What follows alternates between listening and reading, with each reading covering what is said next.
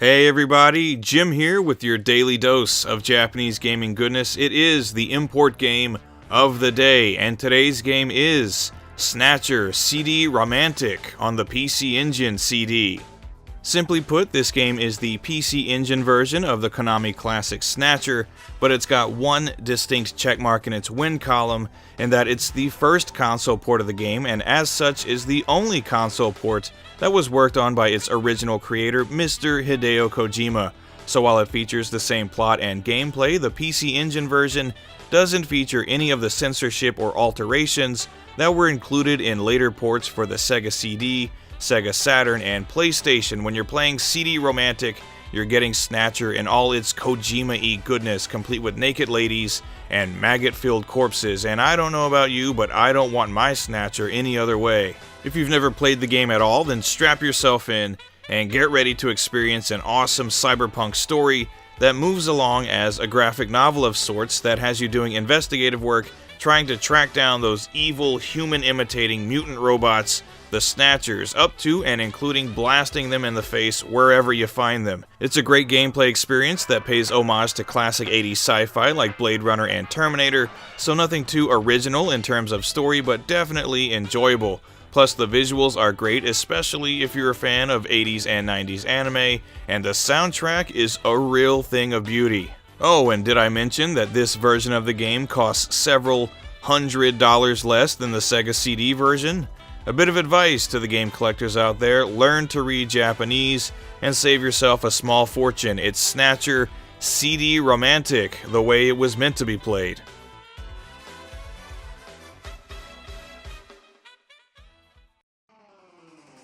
Hey everybody, Jim here with your daily dose of Japanese gaming goodness. It is the import game of the day, and today's game is Downtown Nekketsu Monogatari for the PC Engine CD. If you've played and loved River City Ransom on the NES, then you are going to love this game because it's essentially just an exact port of River City Ransom with a fresh coat of PC Engine CD paint slapped on it. If you've never played this game though, then this port would be a great way to experience this classic for the first time.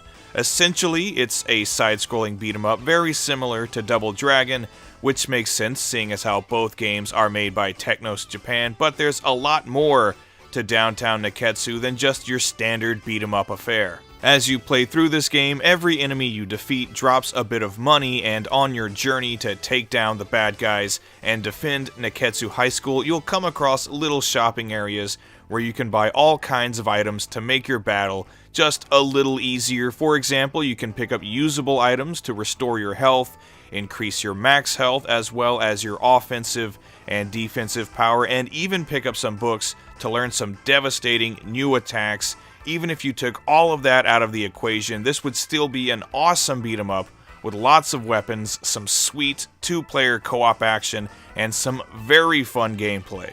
The NES version is legitimately one of my favorite games on the console, and this version is just as good in the gameplay department, and the graphics and sound get a big boost from being on the PC Engine CD. It's a very bright, colorful, and detailed game, and the original soundtrack has been given a very nice CD quality arrangement. It's Downtown Nekketsu Monogatari, everything you love about River City Ransom, only more PC Engine-y.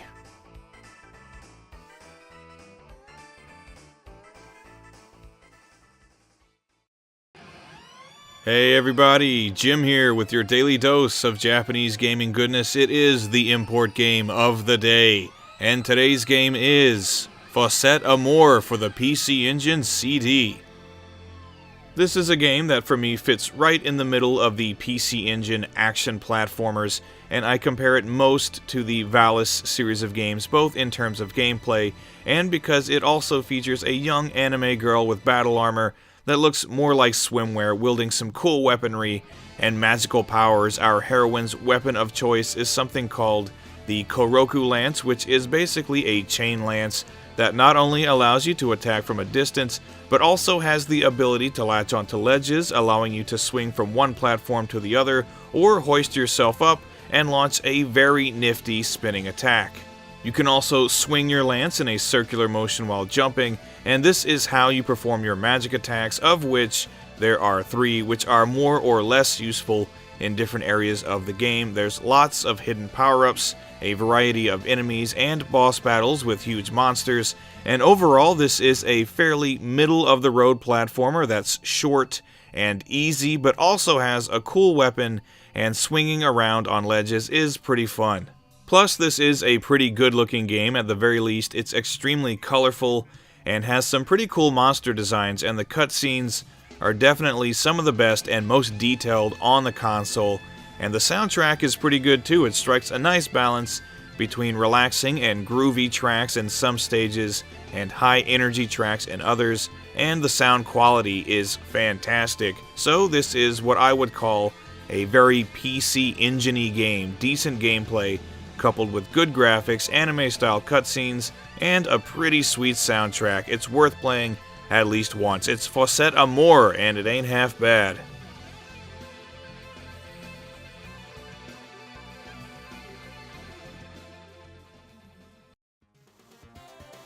Hey everybody, Jim here with your daily dose of Japanese gaming goodness. It is the import game of the day, and today's game is Gradius 2 for the PC Engine CD. This is an installment in the Gradius series, one of my personal favorite shooting series that, aside from the arcade version, I think, we never got any ports of this game in North America, which is a crying shame. There is also a port on the Famicom that you think could have made for an excellent NES game, same as the first one and the sequel Life Force, but alas, someone at Konami thought better of it. As good as the Famicom port is, though, this PC Engine CD port just blows it out of the water in every way possible. The most obvious ways are in the graphics and sound, which are both absolutely breathtaking. This is a beautiful game to just look at and appreciate. Every stage is unique, and they are very detailed with lots of color, multiple scrolling layers, and some especially cool enemy and boss designs, and the soundtrack is nothing short of amazing. It's classic 80s Konami compositions coming through with crystal clear CD quality. It's maybe my favorite soundtrack in the series. Now, putting all of that aside, this is a fantastic shooter with super smooth gameplay, excellent collision detection, and some serious challenge. I find this game to be more difficult than both of the games that came before it. Also, this game gives you the choice between a bunch of different strings of power-ups instead of just one like in the previous 2 games, so it introduces power-ups like the ripple shot, the tail gun, and two-way missiles, so there's a bit of variety and strategy that wasn't present before. When you add all of that up, beautiful graphics, awesome sound design, and some amazing gameplay that'll keep you coming back for more, Gradius 2 on the PC Engine is a standout title in the series. Check it out.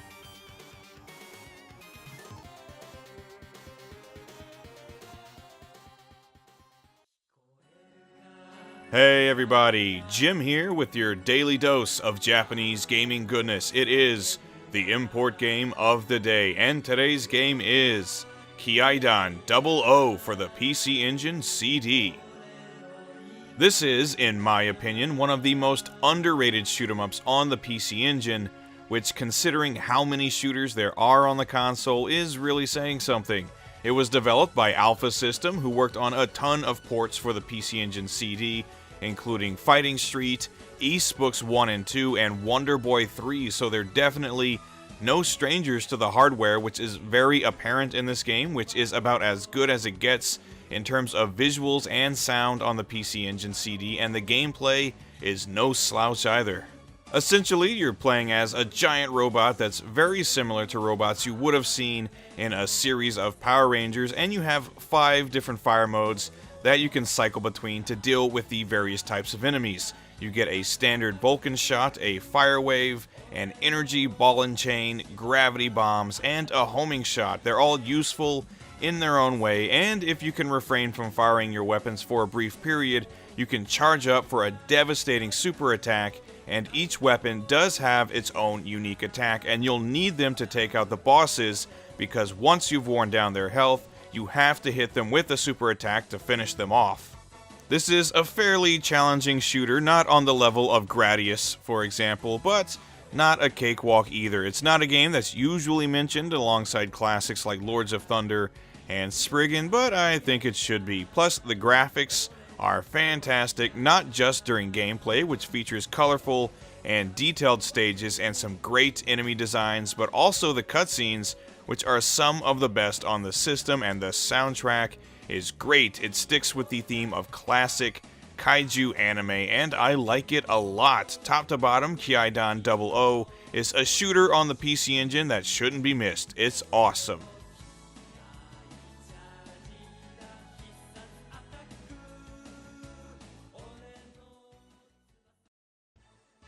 Hey everybody, Jim here with your daily dose of Japanese gaming goodness. It is the import game of the day, and today's game is Valis IV for the PC Engine CD.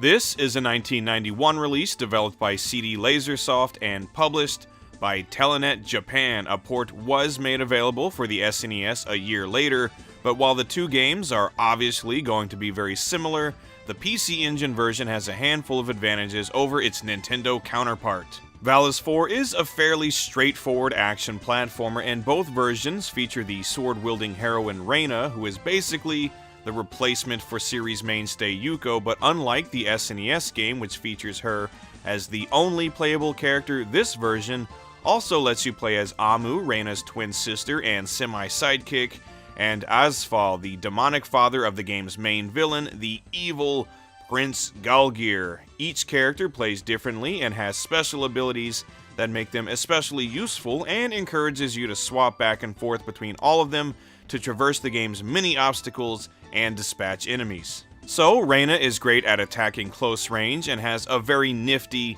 sliding ability. Amu is a long-range fighter and has a double jump, which makes her especially ideal for platforming, and Asphal is really powerful and immune to spikes, which really comes in handy. So in addition to being a fairly solid and fun action platformer, having all three playable characters adds a bit of variety and an element of strategy that's missing from the SNES version, and makes it feel like a more complete game overall. On top of that, this is a PC Engine CD game, so of course there are a bunch of fully voiced anime cutscenes, and yes, the Japanese voice acting is much better than the English TurboGrafx games, and the soundtrack is awesome with crystal clear CD quality sound. The graphics are bright and colorful, and the story, if you can understand it, is actually pretty cool. So all around, I'd say this is a better game than its SNES port, and it's region free, so have at it. It's Valis IV on the good old PCE CD, and I like it a lot.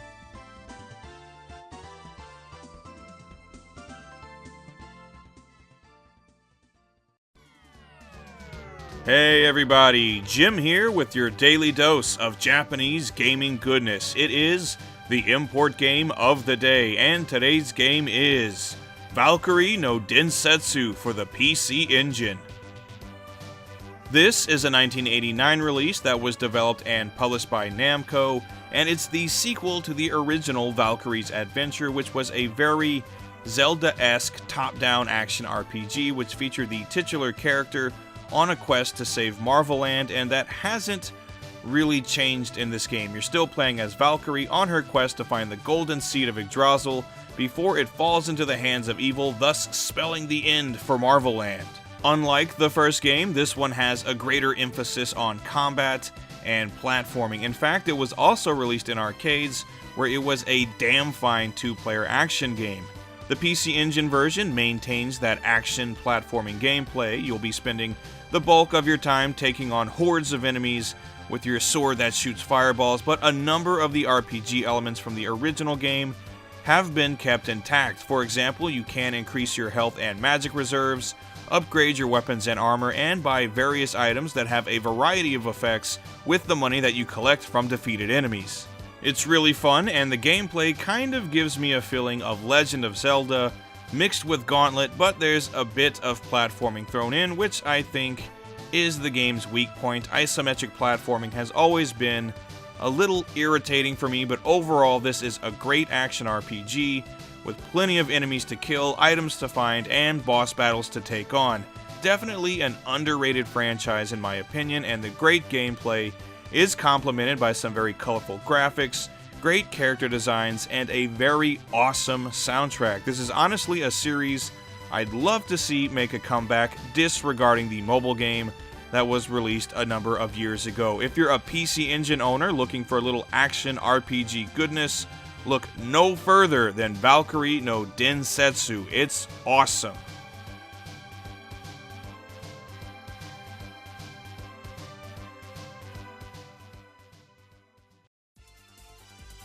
Hey everybody, Jim here with your daily dose of Japanese gaming goodness. It is the import game of the day, and today's game is Seirei Senshi Spriggan for the PC Engine CD. This is a 1991 release that was published by Nagsat Soft, and it was developed by Compile, who in my opinion are one of the all-time great developers of shoot-'em-ups with games under their belt like Blazing Lasers, Space Megaforce, and Musha, so you know that you're getting something very good when you're playing a shooter by Compile. Spriggan is a game that typically draws comparisons to Musha, and rightly so, as both games have you commandeering a mech suit and are set in worlds that blend modern-day looking weaponry with elements of fantasy. A big difference between the two games is in the power-ups, and this is where I think Spriggan truly shines. As you progress through each stage, multicolored orbs will appear, and by collecting them, you gain all sorts of different fire modes, and by mixing and matching different colors, you can create all kinds of different effects. This results in combinations of things like energy waves, heat-seeking fireballs, and protective energy shields. You can hold 3 orbs at a time, and at any time you can sacrifice 1 orb as a super bomb. And with as many power-ups as this game offers, it's basically a never-ending stream of different attack modes and super bombs that keep the action fast, furious, and explosive. It's a good thing too, because this game can get pretty damn tough with its seemingly never-ending legions of enemies, stage hazards, and monstrous boss battles. It's extremely fun, one of my favorite shooters on the PC Engine in fact, which is saying a lot. And the great gameplay is complemented by some very nice graphics, cool cutscenes, and an awesome soundtrack. So with all of that in mind, if you're a PC Engine owner and you love a good shoot-'em-up, definitely check out Seirei Senshi Spriggan. It is outstanding.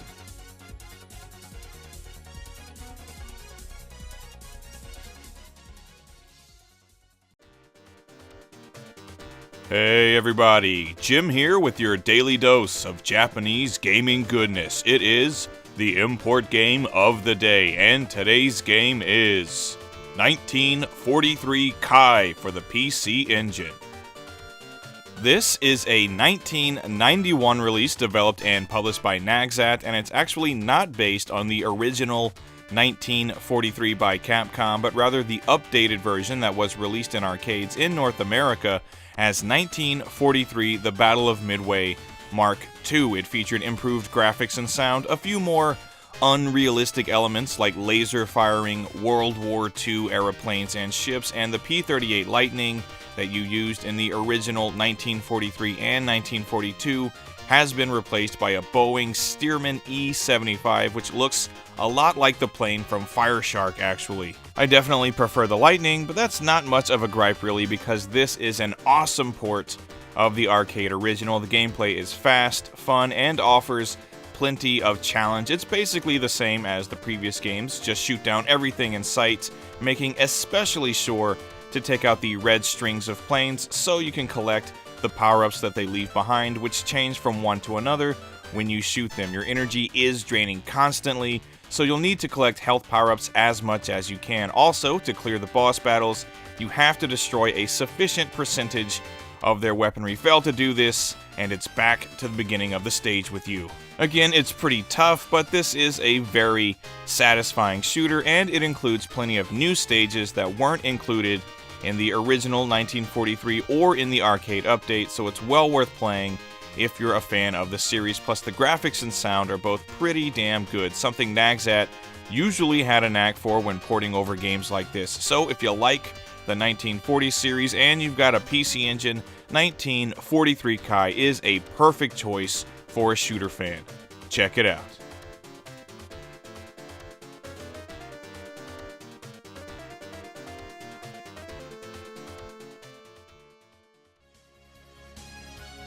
Hey everybody, Jim here with your daily dose of Japanese gaming goodness. It is the import game of the day, and today's game is Macross 2036 for the PC Engine CD. This is a 1992 release that was developed and published by Messiah, and it's obviously based on the Macross anime series, but instead of being based on any one point in the story, it tells its own unique story of space exploration when humanity is once again confronted with its longtime enemy, the Zentradi. It's honestly not the deepest plot, but for a shooter, it works just fine and should be satisfying for fans of the series, especially with its awesome cutscenes that move the plot along nicely, and honestly, who can ever get enough of these PC Engine anime cutscenes?